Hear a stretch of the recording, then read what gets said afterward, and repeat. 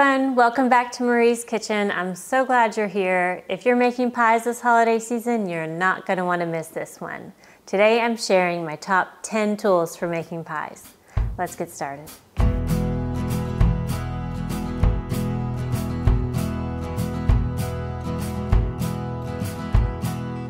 Okay, tool number one is a 9 or 9.5 inch pie plate with a rim or lip. If you've watched any of my pie making videos, you know that I love having a lip to set the crust on. If you don't, for example, this pie plate, which I do love, it was my mom's, and so it's really special to me, but as you can see, it doesn't have a lip to set the crust on, and as a result, your crust is much more likely to sink down. So I actually don't use this pie plate as much, even though I really do love it. I use my Pyrex with a lip on the edge. It's real simple, no decorations around the edge. It's not a deep dish. Be sure not to get a deep dish pie plate unless you are making a deep dish pie using a recipe for a deep dish pie, because otherwise there won't be enough to fill it up. Someone did ask me, you must be using an 8-inch pie plate because whatever reasons, but you can see if you measure the inside of this pie plate, I don't know if you can see actually, but it's 9 inches or looks like 23 centimeters. Number 2 on our list is a Silpat Mat, and you can see this is a really large one. I really like this for rolling out pie crusts on it. Your crusts are a lot less likely to stick to the Silpat Mat than to your counter. It's also nice and smooth, and then when you have a bunch of flour on it and want to take it to the sink, you can do that, so it makes cleanup a little bit easier. Also, to go along with your Silpat Mat, you'll need a basic rolling pin. Nothing fancy here. You can buy these online. I will put links for all of these in the description box. This is just a real simple wood rolling pin, and this is what I use for all my pies. Number 3 on our list is another kind of double, but it's a baking sheet with some parchment paper. And I really like the parchment paper that you don't have to tear yourself. It just comes out in a simple little sheet like that. Then when you go to bake your pie, you can set your pie plate on your baking sheet with parchment paper. And then if either a little bit of the filling leaks down or a little butter from the crust melts down, it's not going into your oven, because you really do not want to have a big mess in your oven around the holidays. That's just going to waste a lot of time and probably stink up your house. So always, always use a baking sheet with parchment or foil underneath to catch any mess that overflows while cooking. And on the same note, always be sure to carry your tray with 2 hands. I have many times tried to hold it with one hand and then open the oven with one hand, and I did lose an entire apple pie because once it starts going sideways, it's just too heavy to catch with one hand, and you don't want to grab it if it's hot. The other benefit of having a baking sheet is that you're not going to have to actually use your big oven mitts to move the pie around, because when you have a really delicate crust around the edge, you don't want to have to pick it up with oven mitts. You want to just pick up the tray so you don't damage any of the beautiful crust. Tool number 4 is I forgot what they're called. Crust Shield, Pie Crust Shield, yeah.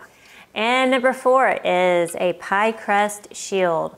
I love this one by Mrs. Anderson. It's really light and simple, and it just goes right over the edge of the pie. That protects the crust from burning. If you have problems where you're having to leave the crust in a little bit longer to get the filling to cook, but you want to protect the edge, get yourself a Pie Crust Shield. Some people, instead of buying a Pie Crust Shield, they will use aluminum foil and try to form it around the crust like this. But when the crust is raw, I'm always really hesitant to be trying to push things around because I feel like I'm going to damage the crust. It also can be hard to get it to stay on.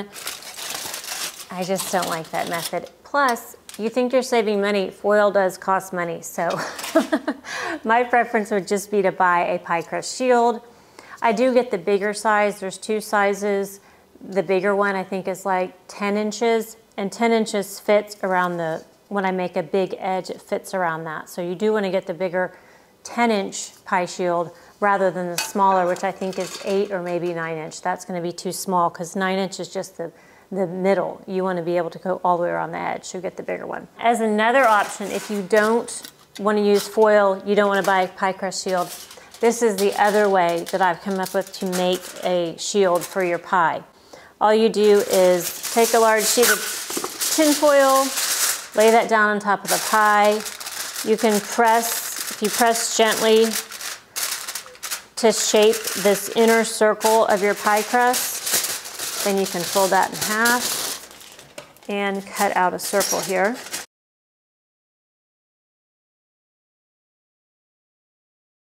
So if you don't buy a pie shield, this is how I would recommend. Oh, that's a terrible circle there. Okay.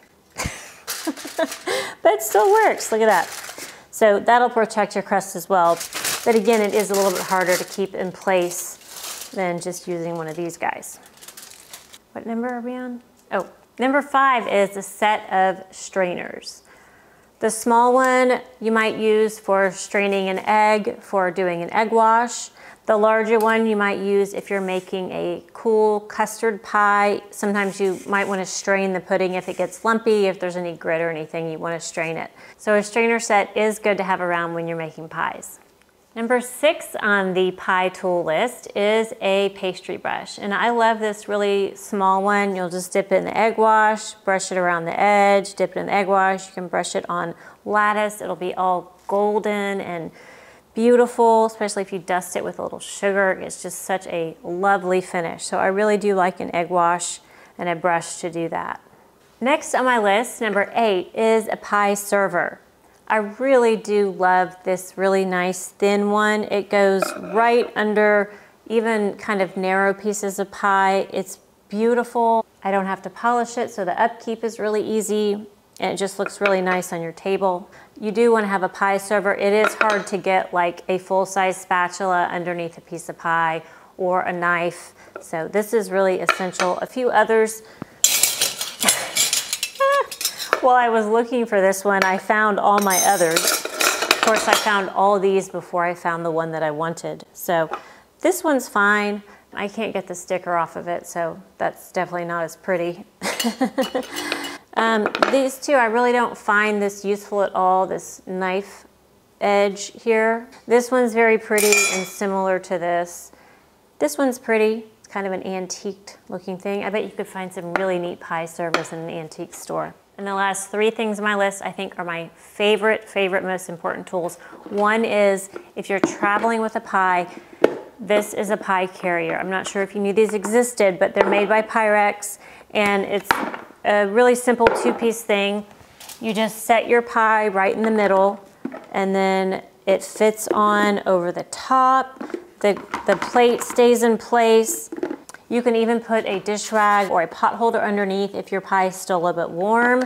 Put that in there, lock the lid on, and then you can travel with your pie to Thanksgiving or wherever you're going. So I really do love this carrier. And if you're wanting to just put a cover over your pie, say you have it out on the table, you can put a cover on it and that will keep it, you know, protect it as well. Or if you store it in your fridge and you don't want to put plastic wrap all over the top of it, you can put this on. So this has a lot of uses and I'm just a huge fan.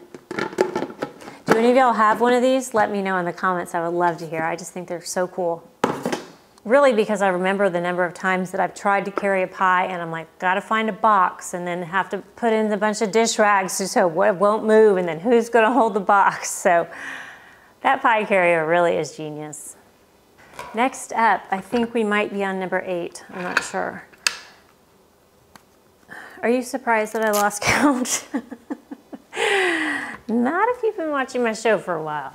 Not surprised at all.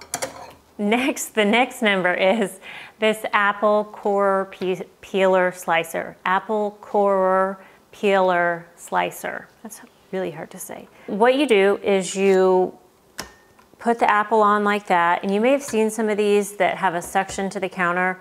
Man, we used to have a tile countertop and those suction ones would not work, so I had to find something else, and fortunately they make these.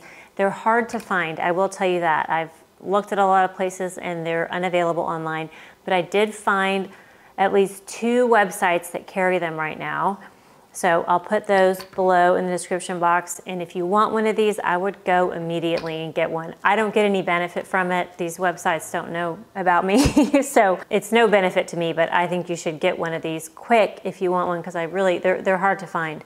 Anyway, this folds down this leg and then it stands up and it's real sturdy. You put your hand on it here and then you just roll your apple down like this. This way, make sure everybody can see. So you roll your apple down like that, and my plate caught none of it. Anyway, it peels your apple and it cores it and it slices it. Look at this. One gadget does that. Then all you have to do, can you see that? It's become obvious that I'm the only one here filming this show. Okay. Then when it's time to make your apple pie, all you have to do is cut down the center and look at, you have apple pie slices. Oh my gosh. If you have weak hands like I do, or arthritis or all the whatever else, this is a lifesaver. Look at these wonderful apple slices. And these are not just for apple pie either. I'm gonna set them out. My daughter loves these. You put a little sprinkle of cinnamon on them, maybe a tiny bit of sugar, and they're a really delicious snack. And speaking of kids, they love this machine. You have to be a little bit careful because this is a blade right here and this is a blade, so there are sharp pieces. But you know, if you help them use it, it's really easy to use, and I think it's just so convenient. It's the one hard part, getting the apple core off. Okay, and last on my list of top 10 tools for making pies are some, and last on my list of top 10 tools for making pies are pie crust cutter stampers, brushes, and food coloring. If you've watched some of my other pie videos, you know that I love to make really decorative pies, like in the fall especially, to cut out leaves just made of pie dough and then put those on the pie and even paint them with food coloring. This is Watkins food coloring with no artificial dyes, so there's none of those chemicals that you want to avoid in this. So I would recommend getting a box of this and having this on hand for the holidays, maybe even practice one time. And then I have some food safe, my kitchen paint brushes that I use for things like painting pie crust. And if you're just getting started, I definitely recommend a set of leaves, and these are called cutter stampers. So they cut out the pie, and then when you press down on the stamp, they also leave an indentation in the crust that for this looks like leaf veins, and it's really, really pretty with, I mean, it's so simple to do. You just do a cookie cutter cutout and then press down on the stamp, and there you have your really beautiful leaf. So you can decorate your whole pie with those, and then if you like, paint them with a little food coloring and kitchen safe paintbrushes. For more information on that, check out my apple pie video, The Secrets to the Best Apple Pie. That shows you how to decorate the crust with leaves and also paint them. And I'll be doing more demos of those this year. So stick around over the holidays. I'm gonna have more pie videos showing how to do a leaf decoration. I also wanna show you how to do a holly leaf pie as well as a poinsettia pie. Aren't those stunners? I can't wait to show you these. You can also do other occasions. I have some snowflakes here that can be really fun, as well as when Valentine's Day comes around, I have some heart cutters that are really cute. So just as a starter set, I'd get a leaf set for Thanksgiving and maybe a holly leaf for Christmas. For more details on making pie crust, a homemade all butter pie crust, check out my easy pie crust tutorial. And then you'll also want to follow that up with the blind baking tutorial. Those two videos will give you a really good understanding of how to make a homemade pie crust and how you're going to bake it depending on what kind of pie you're making. Thanks so much for joining us on Marie's Kitchen. Today I shared my top 10 tools for making pies. I can't wait to hear if you like them or if there's any that I missed. Don't forget to leave those in the comments below. Also, if you have any questions, you can email me or leave a comment below, and I'll be happy to help you find what you're looking for. If you like this video, be sure to give us a thumbs up. It means so much to me and also to YouTube. That's how they decide if anyone else sees these videos. So hit that like button, and if you haven't yet, please do subscribe. I've got lots more videos coming up and I don't want you to miss any of them. My goal is to give you some really easy recipes that turn out great every time so you can build some confidence in the kitchen and feel really inspired to share good food with people that you love. From my kitchen to yours, thank you. See you next time.